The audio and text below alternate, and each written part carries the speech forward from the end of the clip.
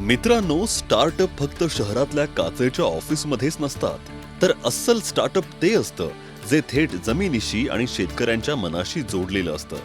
आज आम्ही तुम्हाला अशाच एका दमदार उद्योजकाला भेटवणार आहोत.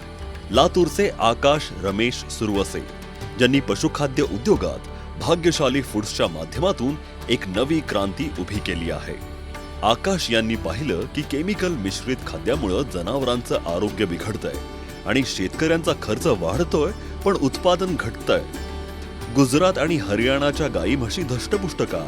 कारण त्यांच्या खाद्यात सकसता आहे आणि हीच सकसता महाराष्ट्रात आणण्यासाठी भाग्यशाली फूड्सचा जन्म झाला. हे फक्त पशुखाद्य नाही, तर हा जनावरांच्या आरोग्यासाठी तयार केलेला एक सकस आहार आहे. यात 7 ते 8% नैसर्गिक तेलाचा वापर केलाय, जो जनावरांच्या शरीराची झीज भरून काढतो आणि हाडं मजबूत करतो. हे खाद्य पाणी भरपूर शोषतं, त्यामुळे रणरणत्या उन्हाळ्यातही जनावरांच्या अंगातली ताकद आणि गारवा टिकून राहतो.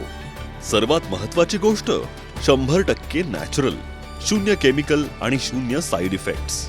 हे खाद्य पचायला इतकं सोपं आहे की जनावरांची भूक वाढते, दुधाची क्वालिटी सुधारते आणि पर्यायानं शेतकऱ्यांच्या खिशात जास्त नफा येतो. हे एक असं स्टार्टअप आहे जे केवळ नफ्याचा नाही तर मुक्या जनावरांच्या आरोग्याचा विचार करतं. भाग्यशाली फूड्सचं व्हिजन खूप स्पष्ट आहे: महाराष्ट्रातल्या प्रत्येक गोठ्यात नॅचरल क्रांती घडवायची. आकाश सुरवसे यांच्या या प्रवासाला आज हजारो शेतकऱ्यांची साथ मिळतेय. तुमची जनावरं सुदृढ तर तुमचं भविष्य समृद्ध.